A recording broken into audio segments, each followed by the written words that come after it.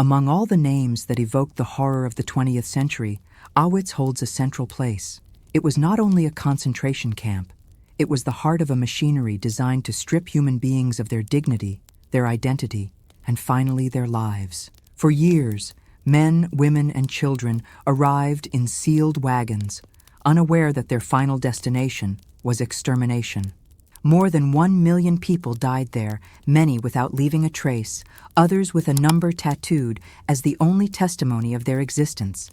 But behind each figure, there were decisions. There were hands, there were faces, and there was a cold and bureaucratic logic that turned murder into routine.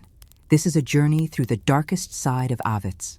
A story that cannot be softened, that must not be forgotten, and that still today continues to shake us by the magnitude of the pain and the depth of the cruelty. The beginning of hell. On April 30th, 1940, Rudolf Höss achieved an ambitious aspiration. At the age of 39 and after 6 years of service in the SS, he was appointed commander of one of the first concentration camps established by the Nazis in the New Reich. That spring day, he arrived to take possession of the position in a small town located in what had been southwestern Poland 18 months earlier before becoming part of Upper Silesia. Its name in Polish was Oswiecim and in German Auschwitz. Despite the promotion, the concentration camp Höss was to run did not yet exist.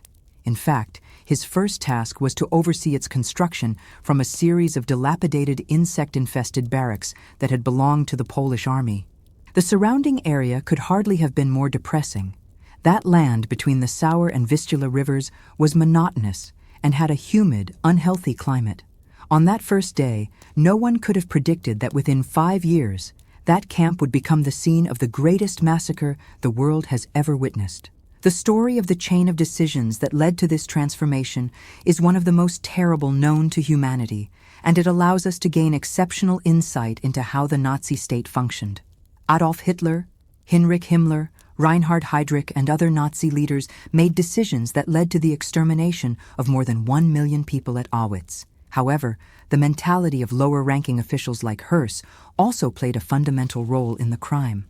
Without the leadership abilities he demonstrated in the then unknown field of mass murder on such a colossal scale, Auschwitz would never have functioned as it did.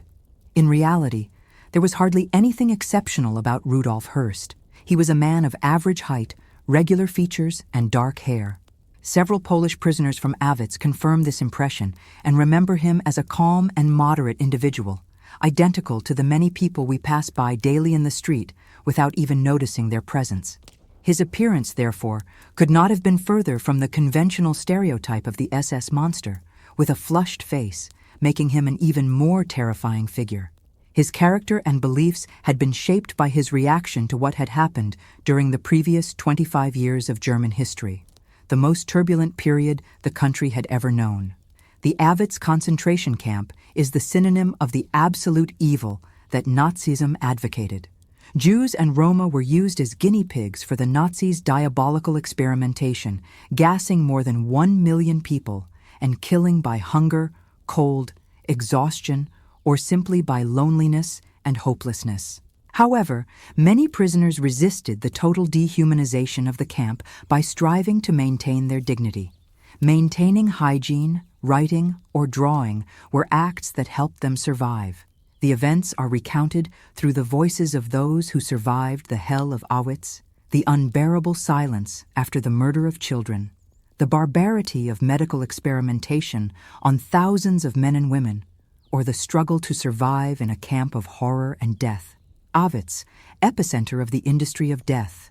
Auschwitz is considered today the ultimate symbol of the Holocaust and Hitler's genocidal policy.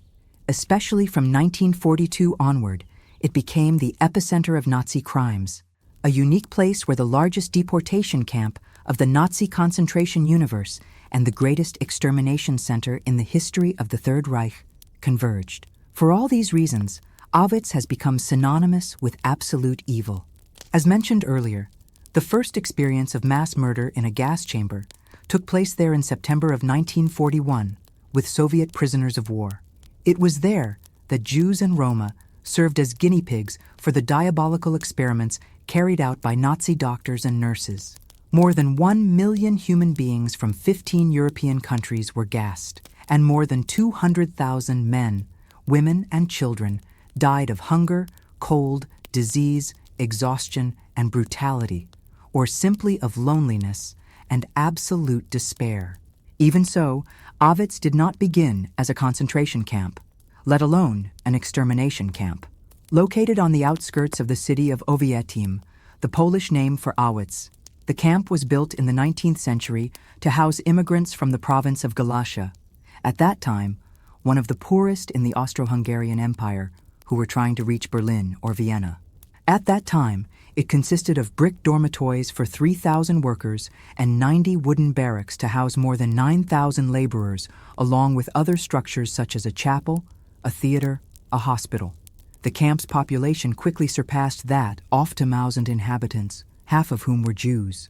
The train station, a fact that would become very important in the future, was just over 1 kilometer away and connected the city via Kov with the railway corridor that went to Hamburg through Breslau and Berlin. At the end of the First World War, with the changes in borders, Owiecim became part of Poland, and what had once been an immigration center became a military barracks where until 1938 the base of the 21st Polish Cavalry Regiment was located.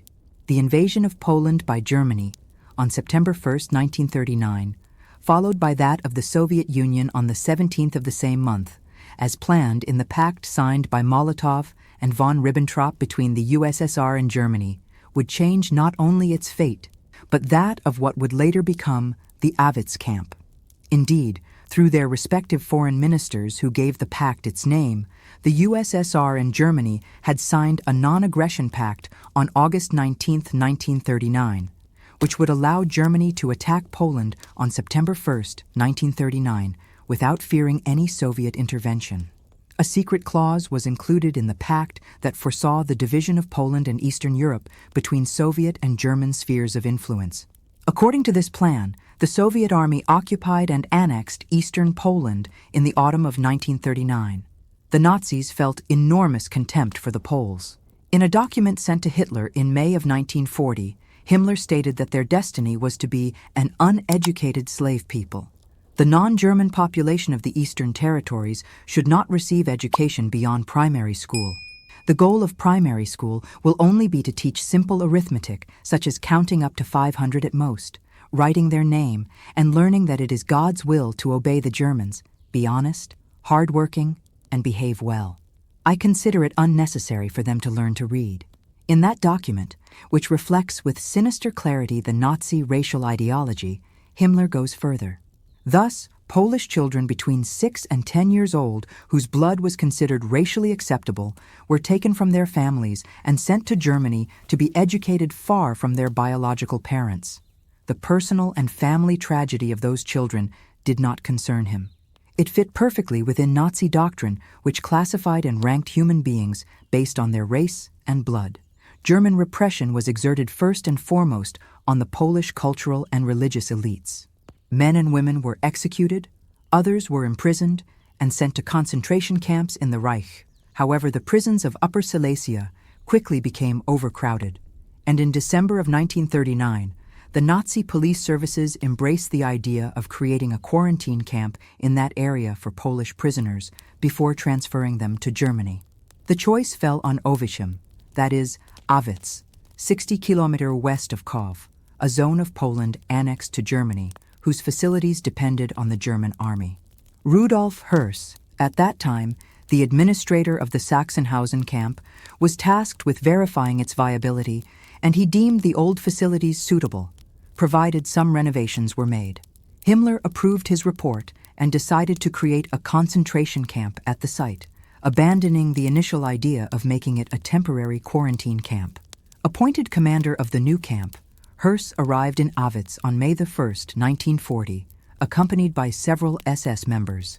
In his memoirs he wrote, "The task I was entrusted with was not easy. It was a matter of transforming in the shortest possible time a camp whose buildings were well constructed, but in a state of total degradation and infested with vermin into a complex capable of housing or processing 10,000 inmates. As soon as I arrived, the authorities in Breslau already wanted to know when I could receive the first transfers of prisoners from his arrival in Auschwitz in May of 1940. Rudolf Höss created a vast shipyard to adapt the old facilities to the new needs. To the brick buildings, others were added, floors were extended, and the same facilities as in other concentration camps were built. The office of the Gestapo Political Command, kitchens, showers, hospital, a jail, a gallows, and a crematorium.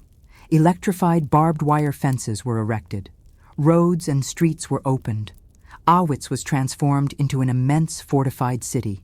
The first prisoners to arrive in Auschwitz on May 20th were 30 Germans imprisoned for common crimes destined to serve as kapos, coming from the Sachsenhausen camp where they had been specially trained for that function, and whose role was to implement the brutal methods in force since 1933 in the German concentration camps. These received a registration number from 1 to 30. As German prisoners of the Reich with leadership roles, they were feared by the other detainees. This group of criminals and their assistants occupied a privileged place in the prisoner integration system and enjoyed the protection of the SS. As camp employees, they were exempt from manual labor and had the right of life and death over the detainees. They were better fed, wore leather boots and tailor-made clothes in addition to other privileges. Wojciech was one of them. A former criminal, he was a cruel tyrant. He forced the prisoners into sports sessions during which they were made to jump, crawl, and lie down under a constant rain of beatings. When exhausted and blooded, they could no longer get up. Wojciech beat them to death. The deaf, paralyzed, blind, or wounded met the same fate.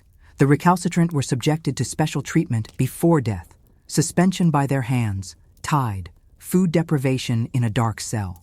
At the beginning of June 1940, 120 SS men arrived from the military garrison in Kov and from the camps of Buchenwald, Dau, and Flossenburg. Then, on the 14th of the same month, the day the Wehrmacht entered Paris, it was the turn of the first true prisoners, 728 Poles, students, and soldiers, among whom there were some Jews. In general, these prisoners were suspected of belonging to the Polish resistance. Their first task would be to build the camp. However, they would not be enough. At Höss's request, the German mayor of the city of Oswiecim forced the local Jewish community to provide 300 workers. Once the labor issue was resolved, the matter of the materials needed for construction remained. Höss had solved the first obstacle, but he lacked the second. The solution he found could not have been simpler or more suited to the camp's ethics. Prisoners were forced to demolish houses that had previously belonged to Poles in order to seize bricks, wood, and other materials. Stealing, or in camp jargon organizing, thus became a standard behavior. It was Höss himself who admitted he was obliged to quickly resolve the situation to obtain by lawful or unlawful means the gasoline needed to go into town and acquire by the same methods the pots and pans for the kitchens. As for the indispensable barbed wire, he had no other option but to steal the amount he urgently needed. The work of the prisoners was very hard and violent, and in July of that same year, the first crematorium was built by the German company Top and Sons of Erfurt, intended to burn the bodies of the first dead. This crematorium began operation on August 15, 1940. In the Auschwitz camp, later called Auschwitz I, there was the Central Political Command and the luxurious residence of Commander Höss, as well as the prisoners' barracks and various maintenance and supply facilities. It was protected by a double barbed wire fence 5 mm high, carrying high-voltage electric current and profusely illuminated at night by a line of spotlights. Every 20 or 30 meters, the fence was interrupted by watchtowers with powerful floodlights that lit the entire camp, which an SS guard with a machine gun on a tripod was stationed. A 3 m wide gravel strip separated the double fence along its entire length. Anyone caught trying to breach the wire would be immediately shot. On March 1, 1941, Himmler visited the camp for the first time and decided to expand it. The goal was to accommodate 30,000 more prisoners in Auschwitz itself and 100,000 in a new camp to be built, which would be Birkenau, also later called Auschwitz II, initially intended to house prisoners of war. The decision also had economic aims to allow the largest group in the German chemical industry, IG Farben, to set up a factory nearby, in whose construction 10,000 detainees would be employed. Thus began the Birkenau construction project, 3 kilometers from the main camp, starting with the expulsion of the inhabitants of the local villages. Today, a memorial at the entrance of the camp recalls that in 1940 and 1941, the inhabitants of those villages were expelled by the German occupier, and that Birkenau was built in the space of the demolished buildings. Moreover, the camp owes its name to one of those villages, the village of Bizra-Zinka, or Birkenau in German, located in a birch forest. Innocent trees that lent their beautiful name to the most foul of places.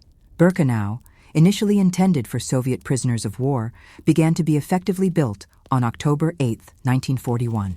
However, the Russian prisoners barely numbered 10,000, and their role was the construction of the camp. Starved, exhausted, and abused, they died by the hundreds. The architecture of Birkenau presupposed overcrowding and promiscuity from the beginning. The barracks, mostly wooden, contained 62 triple bunk beds, each shared by 4 to 6 prisoners. There was no intimacy or privacy possible, and no space to store even minimal belongings. The latrines were located outside the barracks and consisted of an endless series of closely spaced holes that emptied into a drainage ditch. Birkenau is the faithful mirror of the Nazi policy of humiliation and dehumanization of prisoners. In the end, Birkenau would occupy an area of 170 hectares, surrounded by 16 kilometers of barbed wire fencing. It would have 300 barracks, including accommodations, latrines, kitchens, and warehouses. Until 1945, Birkenau housed the vast majority of the prisoners of the Auschwitz complex, Jews, Poles, Germans, Roma, under infamous and inhumane living conditions. In addition to the overcrowding and promiscuity in the barracks where prisoners were crammed, the available water was insufficient for hygiene, and feet were always submerged in mud due to the lack of proper paths. On rainy days, there was no alternative, and they had to lie down in wet clothing. In Birkenau, there were also various structures prepared for the extermination of Jews. Simultaneously, a concentration camp and an immediate extermination center, Auschwitz and Birkenau would be the main construction of the final solution, especially from 1942 onward after the Wannsee Conference.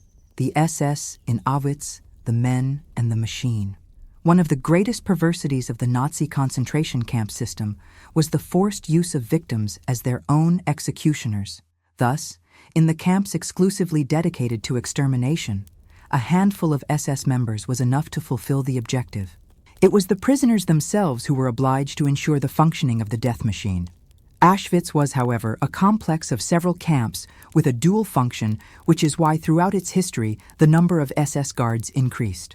According to the archives of the Auschwitz Museum, estimates indicate a number of 700 SS guards in 1941, increasing to 4,480 men and 71 women by mid-January of 1945 due to the needs of the final evacuation of the camp. But the total number who served at Auschwitz from 1940 to 1945 was much higher, between 8,000 and 8,200 male guards and 200 women. According to the same source, the vast majority of the guards had little education, only primary schooling. Only 5.5% had university studies, mostly doctors or architects who worked in the construction department of the various facilities. They were mostly of Catholic religion. Then came the Lutheran, and then the atheists. Among the SS members who belonged to the Nazi Party, the Lutheran constituted the largest group. Most of the SS guards were of German nationality, Reichdeutsche or otherwise Volksdeutsche. The number of the latter gradually increased, leading hosts to complain that thousands of guards hardly knew how to speak German.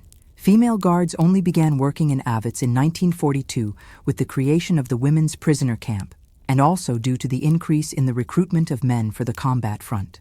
Although they did not belong to the SS, which was an exclusively male organization, the candidates signed a contract with the unit responsible for the camps and were counted as members of the SS, being subject to the same disciplinary rules. Hose writes that despite very active propaganda by the women's organizations of the National Socialist Party, there were very few volunteers to serve in a concentration camp. Those who presented themselves voluntarily or coercively received a few weeks of training in Ravensbrück, after which they were left among the detainees. In a description that reflects a bit of misogyny, Hearst states that they were, in general, of an extremely low moral level.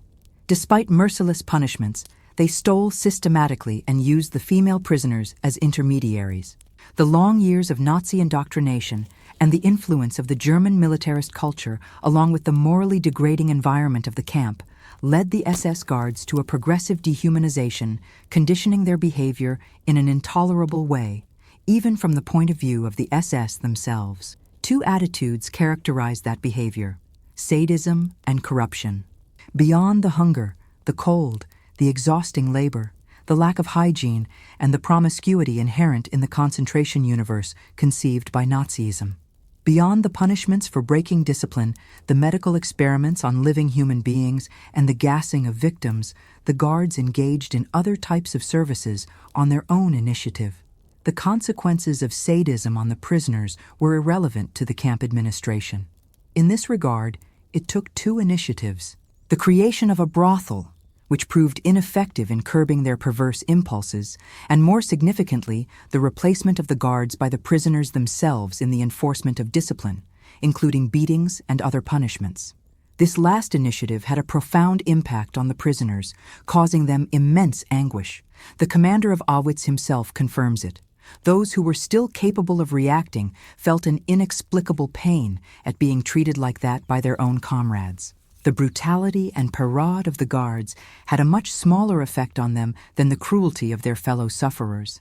Nothing disheartened them more than the feeling of absolute helplessness in the face of the moral tortures inflicted by the latter.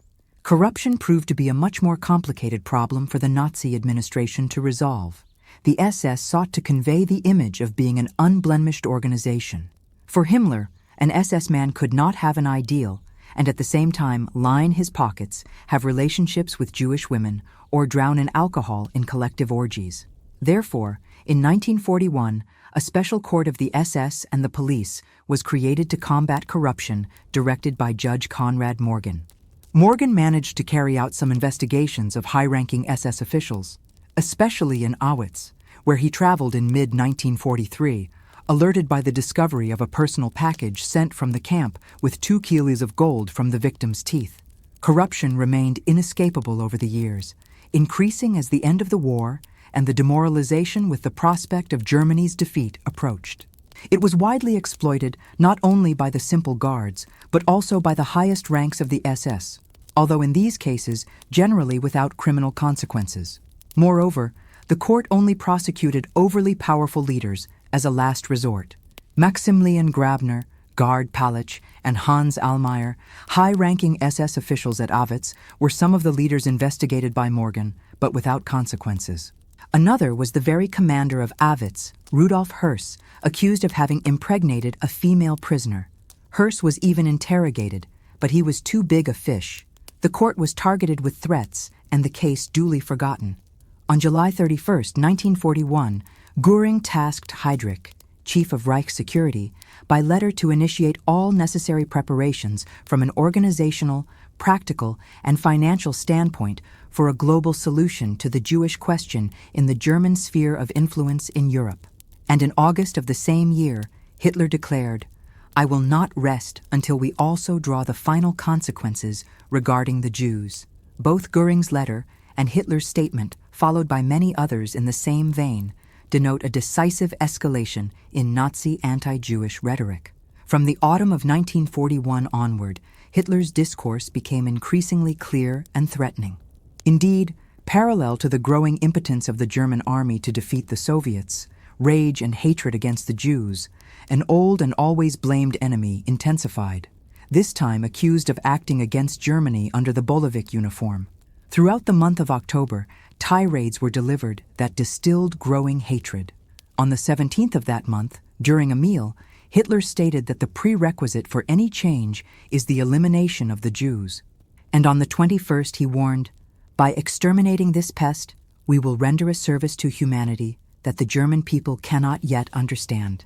In December, especially after the Japanese attack on the American naval base at Pearl Harbor, Germany, according to Hitler's words, declared war on the United States. Indeed, in that autumn of 1941, some of the main preparatory measures for systematic extermination were decided. The introduction on September 1st of the Yellow Star for all Jews over 6 years old, and on September 18th, the mass deportations to the east. On December 6th, the gas vans of Chelmno, the first death camp, were operational, and their lethal capacity was 1,000 people per day. They would be followed by Belzec, Sur, and Treblinka as part of the so-called Aktion Reinhardt.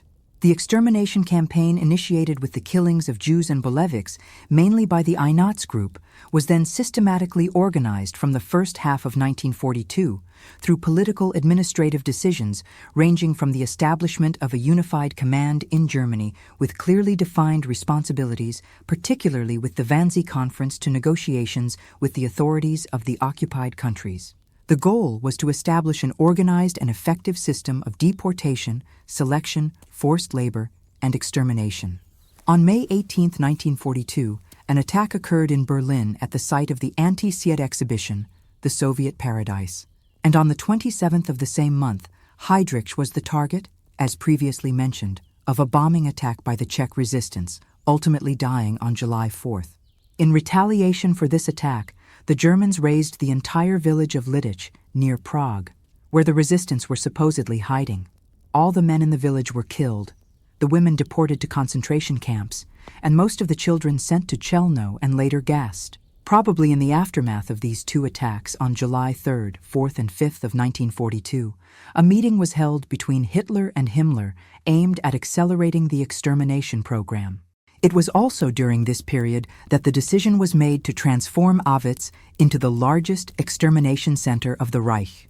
That same summer, Rudolf Höss was summoned by Hitler. In his statement, Höss claims, though uncertainly, that the meeting took place in the summer of 1941. But most historians believe that the Auschwitz commander was mistaken about the year, and that in reality, he received the summons in the summer of 1942, not in the summer of 1941.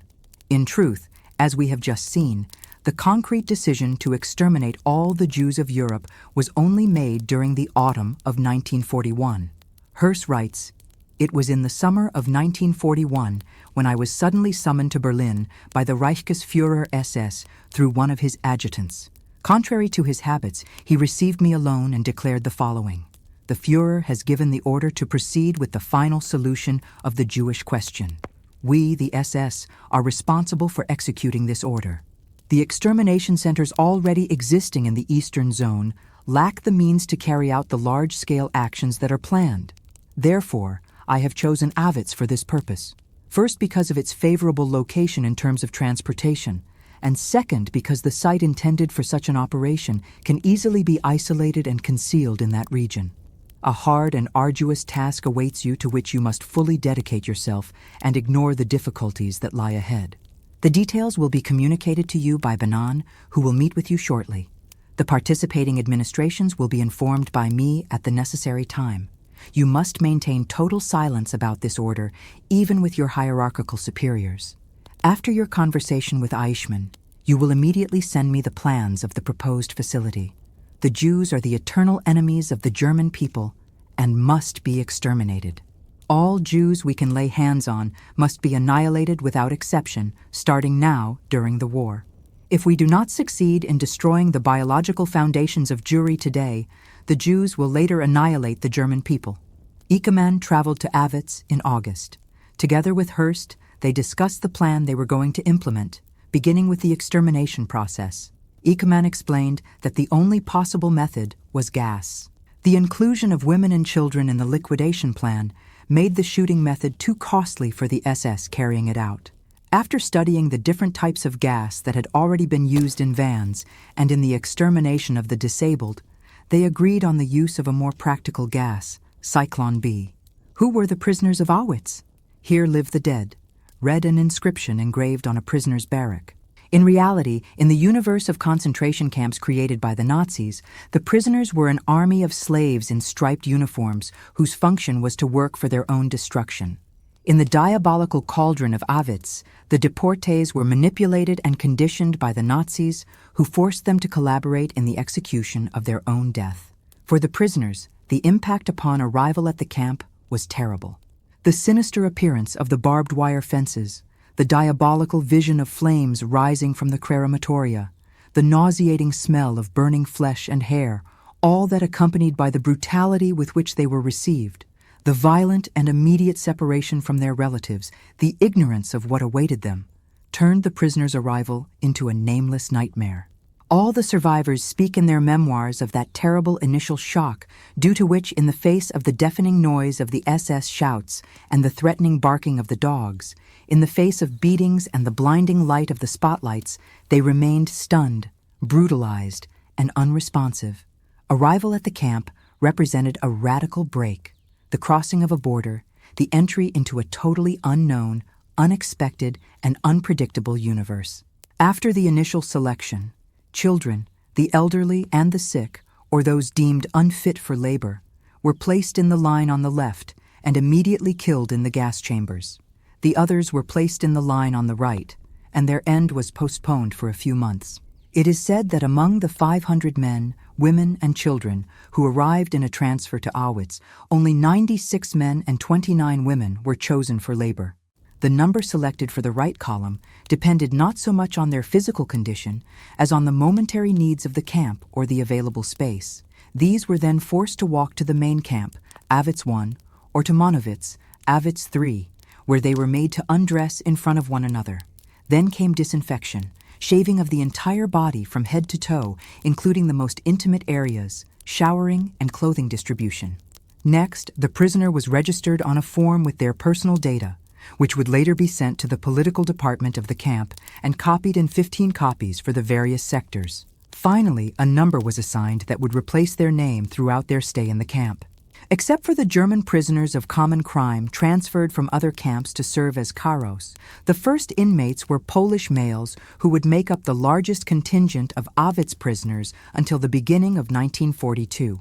Between 140,000 and 150,000 people, including some women, of whom nearly 74,000 lost their lives there. Most were politicals detained for belonging to the nationalist or communist resistance, or civilians arrested in raids. They usually wore a red triangle with the initial P for their nationality sewn on their chest. There were also Jews under those circumstances, but they were detained individually for the same reasons. Generally, they knew they would remain in the camp until the end of the war, and although they were convinced of Germany's eventual defeat, they lived in fear of not surviving until then. Indeed, the progressive degradation of camp conditions, epidemics, increasing food shortages, overcrowding, these factors reduced the chances of survival. The risk of being denounced or discovered to belong to a resistance movement was also a real possibility. So much so that the different political groups fought fiercely among themselves. Despite everything among the Poles, national solidarity was stronger than political differences, which allowed them to assume some privileged positions in the camp. As the war progressed, the number of political prisoners of other nationalities grew, especially Czechs, Slovaks, French, Dutch, and Belgians. In the center of the red triangle with which they were identified, the initial of the country indicated the nationality, except for the Germans. The reputation of the different Aryan national groups among the political prisoners varied. The Czechs were well regarded. The Russians were seen as distrustful and savage, and the Yugoslavs, especially the women, enjoyed high esteem for their people's brave fight against Nazism. In the clandestine organization of the women's camp, the French were the leaders. Despite the error inherent in any kind of generalization, it was common for national solidarity to prevail over ideology or religion, even among Jews. Nonetheless, the red triangle was not always synonymous with a spirit of solidarity or ethical behavior. The second group was made up of Russian prisoners of war. They arrived at Auschwitz in mid-1941 for the construction of the Birkenau camp. Their condition was already pitiful due to their prior stay in the Lambsdorff camp, from where they came on foot in a march that lasted weeks with almost no food. Until 1942, they were confined to some blocks in Auschwitz and forming a separate camp, the labor camp for Russian prisoners of war. Almost all of them died due to exhausting work, hunger, mistreatment, or gassing.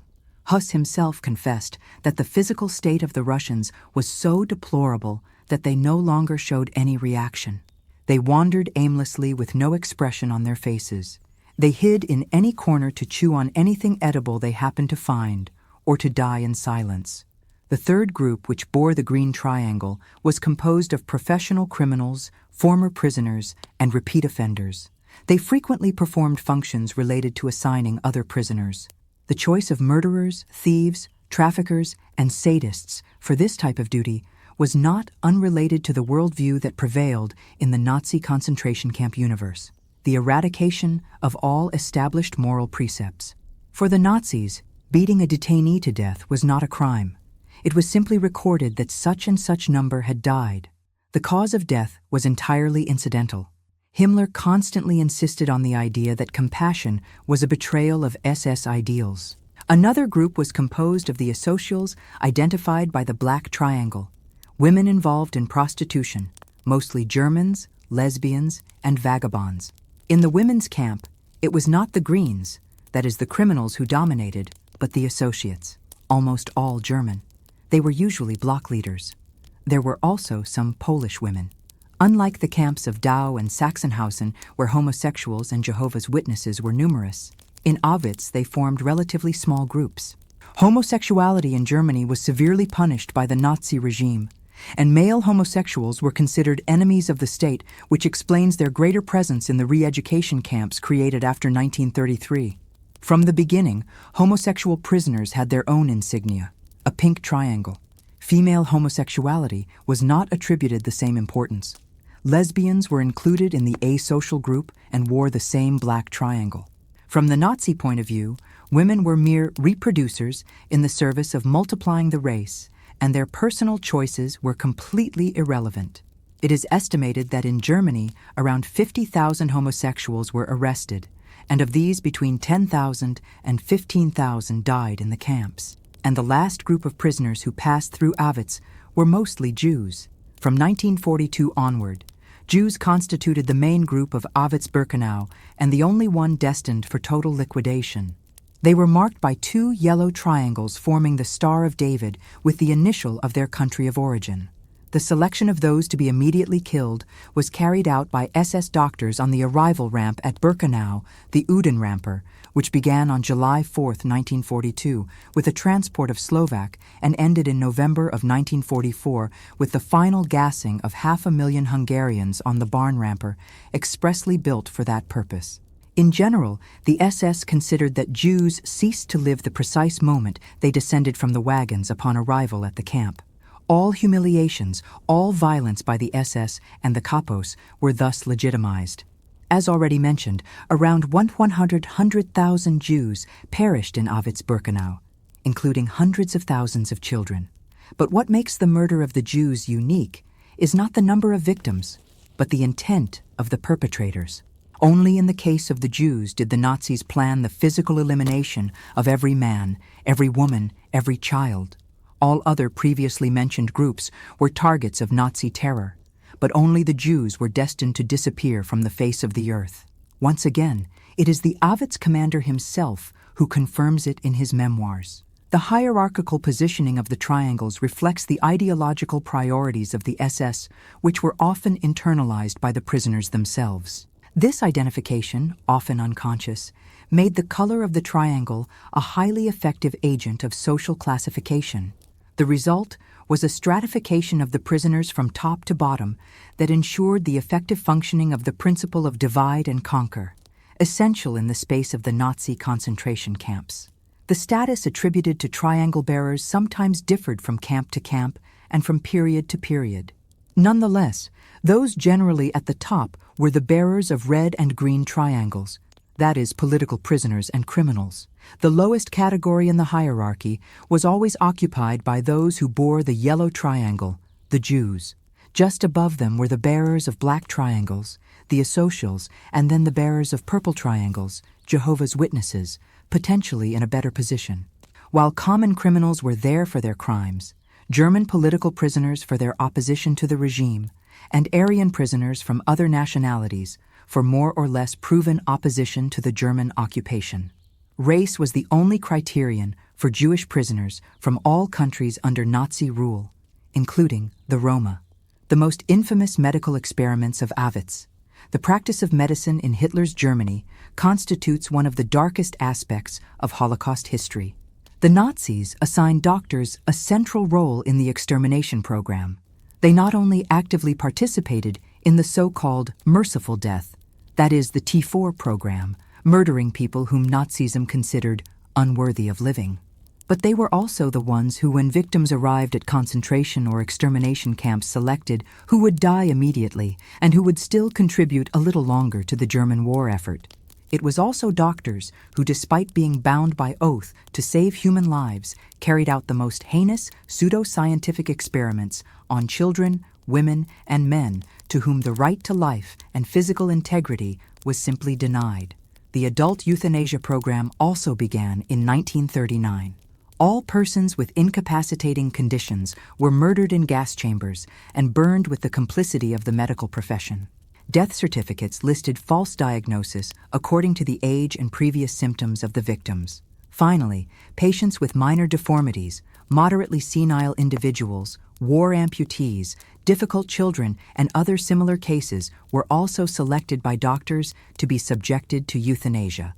This Nazi program was responsible for the death of at least 70,000 people in Germany until 1941, later shifting toward the extermination of Jews, Roma, Poles, Russians, and Germans who opposed the Nazi regime. Between 1942 and 1945, approximately 70 medical research projects were carried out in Nazi camps conducted by German universities and research institutes, which included numerous types of experiments on prisoners. Himmler showed great interest in this activity from the beginning. In 1943, eager to protect experimentation, he ordered that all experiments be subject to his prior approval. Himmler did not just facilitate them.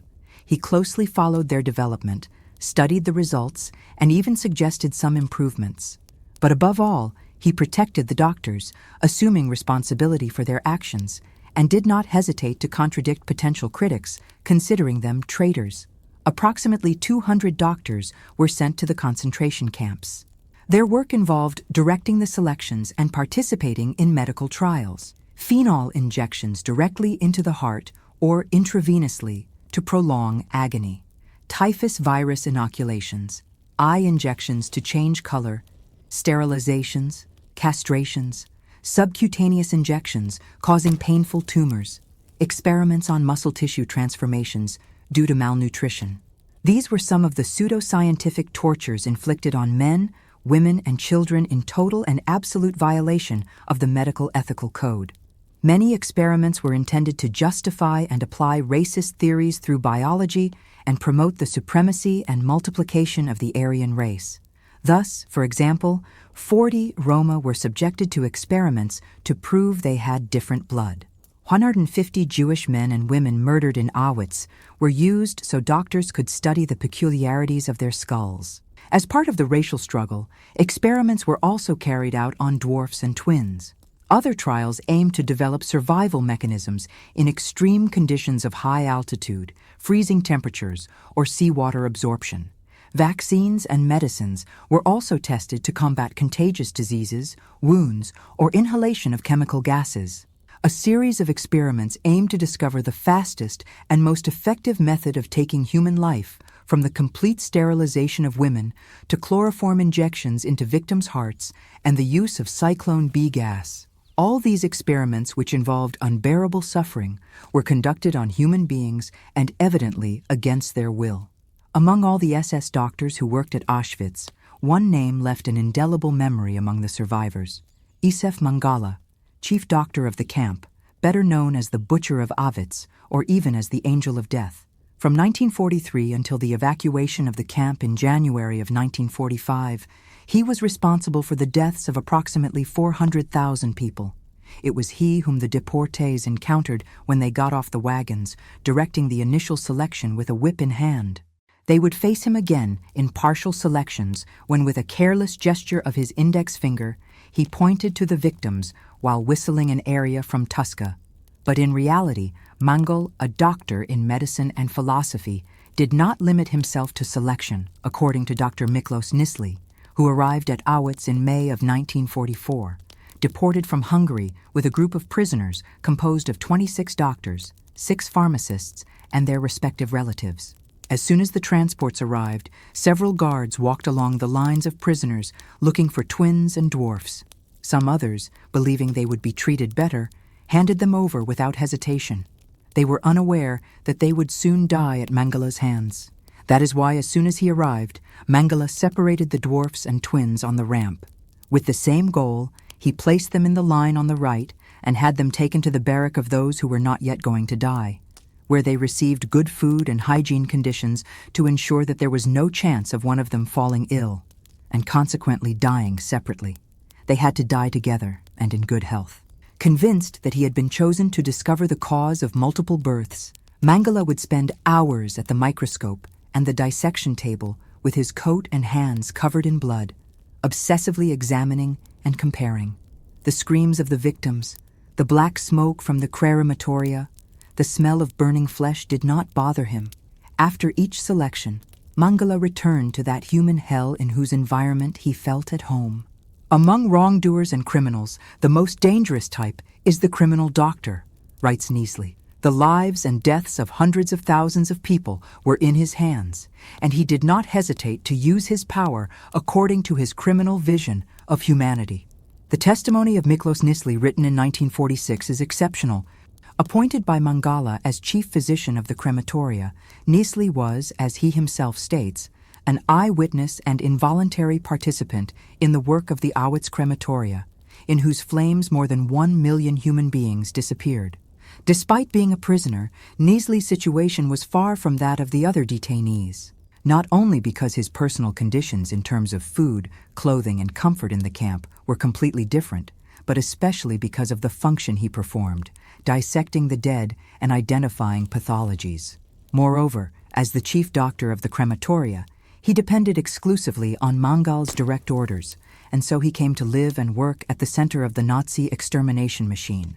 In addition to his anatomical and laboratory work, Niesli was also responsible for the medical care of all SS personnel in the crematoria, about 120 men, and of the 860 prisoners of the Sonderkommando.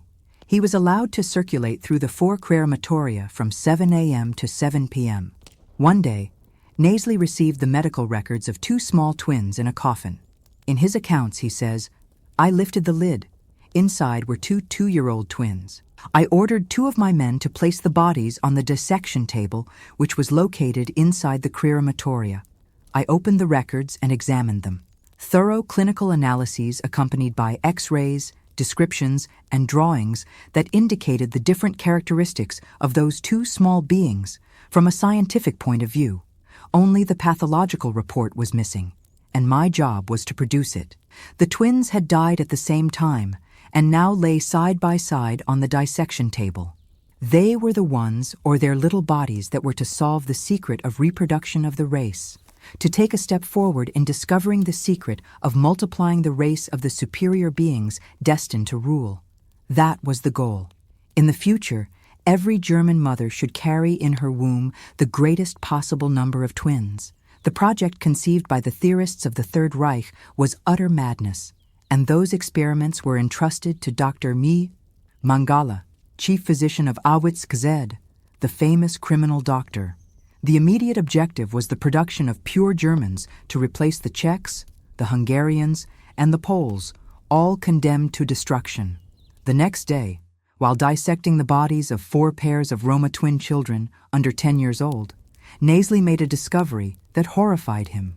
The 4 children had died from a chloroform injection to the heart, which caused immediate death by cardiac collapse. SS guards with their dogs stormed the barracks and forced everyone outside, making them form ranks. The next morning, all had already been turned into ashes. These remained piled in the crematorium yard, waiting to be collected. However, by Mangala's express order, the bodies of the 12 pairs of twins were not handed over to the flames. Before sending them to the gas chamber, Mangala had marked them with a special chalk. In that group were twins of various ages, from newborns to adolescents of 16 years. At that moment, writes Niesli, they lay on the floor of the corpse depot, bodies of dark-haired, dark-keyed children. The work of sorting them by pairs was exhausting. I had to be careful not to mix them, because if anything happened that ruined the investigation of those rare specimens, it would be I who would pay with my life. After the dissection, Nisli handed over the bodies to the Sonda Commando members to be burned and preserved the organs of scientific interest for analysis and selection by Mangala. These were then sent to the Anthropological Institute in Berlin, Darum. In addition to the deaths by gas and chloroform injections to the heart, Nasely confirmed deaths by gunshot. One night, while still in the dissection room, he heard gunshots in the adjoining compartment, accompanied by piercing screams. He counted 70 shots, and when silence fell, he went to see what had happened. Nishi recalls, "It was a daunt scene. Before me lay the naked bodies of 70 women, twisted, bathed in their own blood, and that of others they intertwined, forming a diabolical cluster. As my eyes adjusted to the darkness of the room, I discovered in horror that not all were dead. Some were still breathing, moving their arms and legs slowly. With glazed eyes, they tried to lift their bloodied heads. I lifted the heads of 2 or 3 who were still alive, and I realized that besides death by gas and chloroform injections, there was also a third way to kill with a bullet to the back of the neck. Birkenau Auschwitz II, and the final solution from the wall of death to the gas chambers by the S commandos. As explained, the first experience of murder in a gas chamber was carried out at Auschwitz. The initiative to use Cyclone B gas came from SS Karl Fritz, who during the work absence of the camp commander, Rudolf Höss, made the decision himself. Later, he would boast of having been the inventor of exterminating prisoners with gas. However, the liquidation process had already been planned from the beginning, and the gassing of detainees was done in the camp prison located in Block 11, whose windows were bricked up. It was primarily intended for men and women suspected of acts of resistance, preparation, or complicity in escape or contact with the outside world. Cyclone B gas was manufactured by the company Desch, created in 1917. It was a powerful pesticide that contained 95% hydrogen cyanide, a percentage that later rose to almost 100%, which increased the lethal capacity of the product. A document from Dagesh indicates that between 1942 and 1943, the company delivered 27,434. 5 kilos of Cyclone B to all camps, of which 19,752 69 kilos were for Auschwitz alone. According to the statements of Höss and members of the SA Commando, a much smaller amount of gas was enough to kill 1 million people in Auschwitz. On the first and second floors of Block 11, more than 100 prisoners were crammed into large cells. In the basement, in small cubicles without light with such low ceilings that it was impossible to stand, the most dangerous inmates were confined. Philip Miller, a prisoner for 3 years at Auschwitz, testifies, "The SS brought us to Block 11, whose entrance door was closed, unlike other blocks. SS Osha Führer Plager opened it and ordered us in. We went down a labyrinth of corridors that led to the cells and underground dungeons of the block. The silence was broken only by the jingling of his keys. Our jailer opened the barred door, whose lock creaked, and we entered the central corridor. We were overwhelmed by a suffocating stench. The darkened, oily floor of the corridor leading to the cells had whitewashed walls, and the light was blackened. The cell into which Maurice and I were pushed had no window or ventilation system. It measured about 3x3 meter. When the guard closed the iron door, the darkness was total. Every Saturday morning, the cells were cleaned. After a brief meeting to examine the detainees' reports, the commission composed of a doctor and block chiefs would go down to the basement, led by the camp commander. The goal was to extract the prisoners sentenced to death. They were taken to the washrooms and forced to undress. As already mentioned, the indelible tattooing of numbers upon the prisoners' arrival at the camp only began in March of 1942. After the registration of those sentenced to death, they were taken to a brick wall that separated Block 11 from Block 10, to which a sort of black cloth was attached. Then the detainees were executed with a bullet to the back of the neck, facing the wall. Once dead, the corpses were collected by other prisoners who carried them on stretchers and deposited them in a corner before transporting them to the crematorium. In a cell of Block 11 was held the Franciscan priest Maximilian Kula. Born in 1894, He was imprisoned in February of 1941 and interned in the Piak prison in Warsaw. 3 months later, he was deported to Auschwitz, where he was assigned the number 16,670. After a prisoner from his block escaped, the SS decided in retaliation to randomly kill 1 in every 10 inmates from the block. Among them was a Polish worker named Franciszka, married and father of a son. The man lamented bitterly, "What will happen now to my wife and my son?" Kula heard Franciszek's crying and decided to save the worker's life by offering himself to take his place, which the SS accepted. Kula was murdered 2 weeks later with a phenol injection. Between 1943 and 1945, a group of Jewish prisoners, some Poles, and a few Soviet prisoners of war lived longer than any other detainees at the center of the catastrophe. They were part of the S-Commando, responsible for the most abominable of tasks, operating the extermination apparatus of Birkenau as part of the implementation of the final solution to the Jewish question. Nearly all of this commando, which was renewed cyclically, ended up being murdered by the Camp SS. Their lifespan was approximately 4 months. At the end of that period, an SS company gathered the commando and machine-gunned all its members. Half an hour later, a new group designated to be the S-Commando arrived. They were forced to remove the clothes of their dead comrades, of whom soon nothing remained but ashes. The first task of each S-Commando was to burn their predecessors. Nasli recounts that during his medical visits, there was always someone unable to endure their functions who begged him for a fast and painless poison. The main role of the commando was to help the SS make people enter the dressing rooms, help them undress and enter the gas chambers. Sometimes they themselves had to lift the lid of the openings through which the SS poured the Cyclone B. Until now, writes Shlomo Venezia. I had never said it before, because it is difficult for me to admit that we had to open and close the lid once the gas was poured. But that is the truth. They then had to gather the clothing and personal belongings, remove the corpses from the gas chambers, cremate them in the crematorium ovens, or burn them in the pits, and transport the ashes to bury or scatter them. Due to the intrinsic nature of the work they were forced to perform, they were at the core of the death machine, having access to the most hidden facts of mass extermination. Entering the Sonderkommando meant never leaving it again, like the builders of the tombs of the Egyptian pharaohs cited by Heydrich, who boasted of being the originator of the creation of special commandos destined to die precisely because of the knowledge they had access to. Hence, they lived completely isolated from the other prisoners with whom they were forbidden to communicate. In a way, they were invisible prisoners. The SS guaranteed the members of the S-Commando better living conditions than the rest of the prisoners in terms of food, lodging, and clothing. The intention was on one hand to maintain their physical condition, without which the cremation of thousands of corpses could not be carried out on schedule, and on the other hand to corrupt them to ensure their cooperation. The S-Commando worked in 12-hour shifts at the pace of a day shift starting at 6 in the morning and a night shift starting at 6 in the evening. There were also other tasks related to the extermination actions.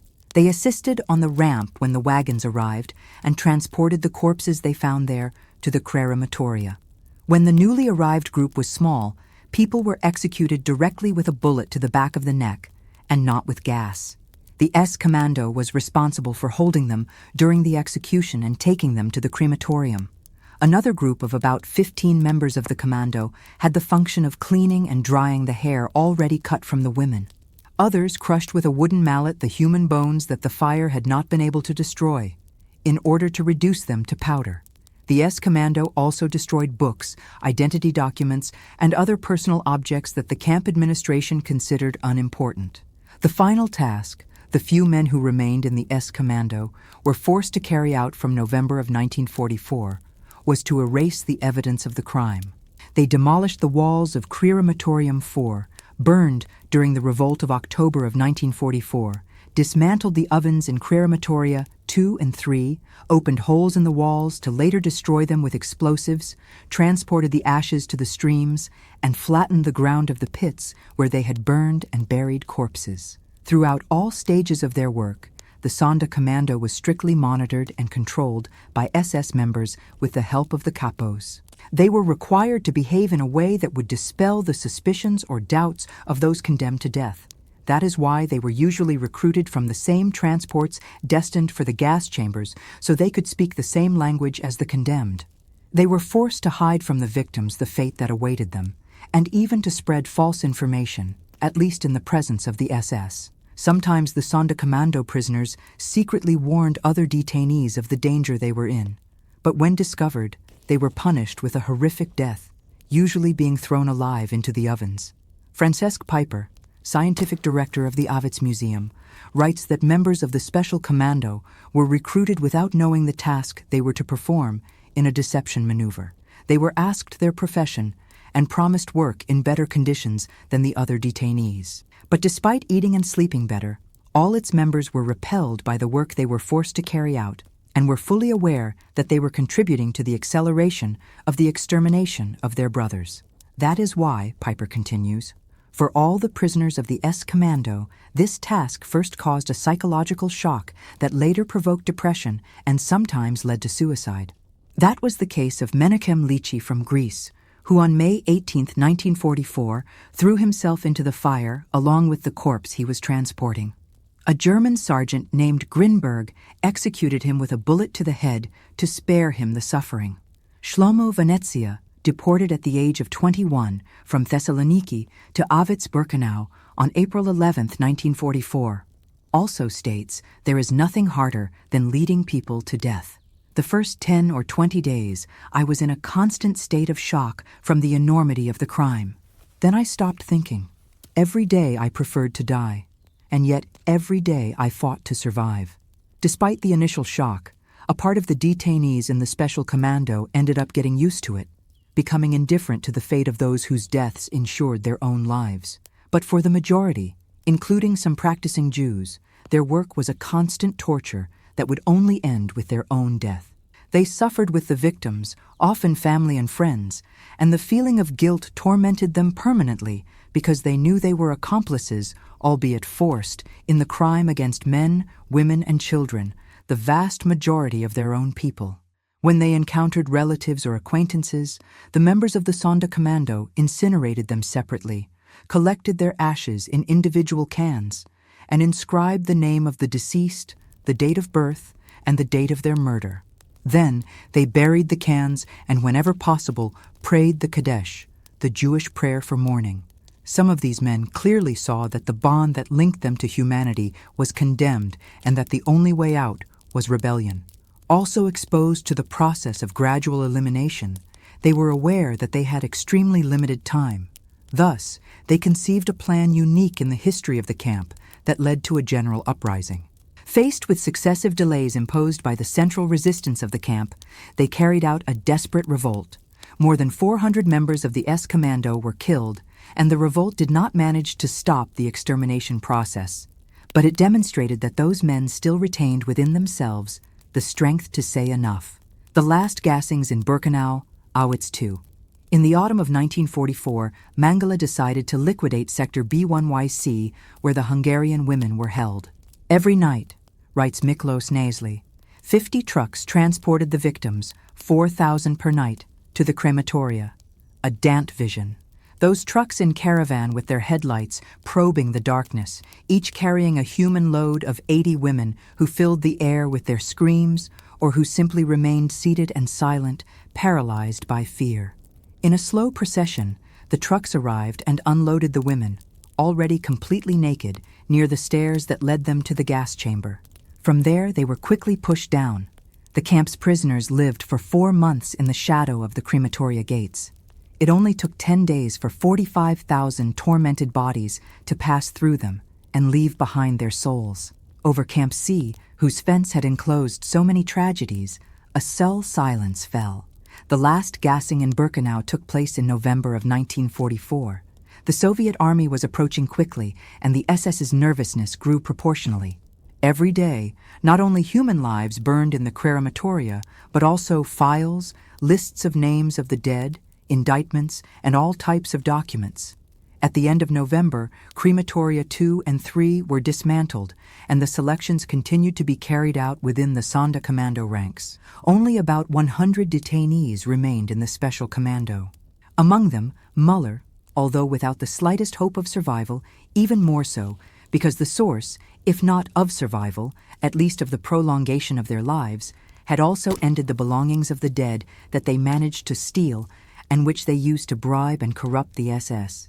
Even so, when it comes to survival, imagination knows no limits. The detainees began to fabricate false teeth filled with plaster and coated with copper that shone like gold, which allowed them to continue trading. On January 17th, the final roll call was held, gathering the 70,000 prisoners of Auschwitz, including Birkenau and Monowitz, who were still left. And the following day, the order for the camp's evacuation was given. 58,000 prisoners were led on a death march that would take them to the Mauthausen camp in Austria. Among them were many of the Sonderkommando survivors who managed to infiltrate. They were mostly Poles with 25 Greeks and some Slovaks. During that march on foot in polar cold and later in an open wagon, many prisoners died or were shot. The Americans liberated Mauthausen on May 9th. Philipp Müller and Shlomo Venezia were among the few Sonderkommando who survived Auschwitz-Birkenau and the Death March. Venezia spent 7 years in hospitals due to the poor condition of his lungs. It took Venezia 47 years before he could speak about his experience in the camp.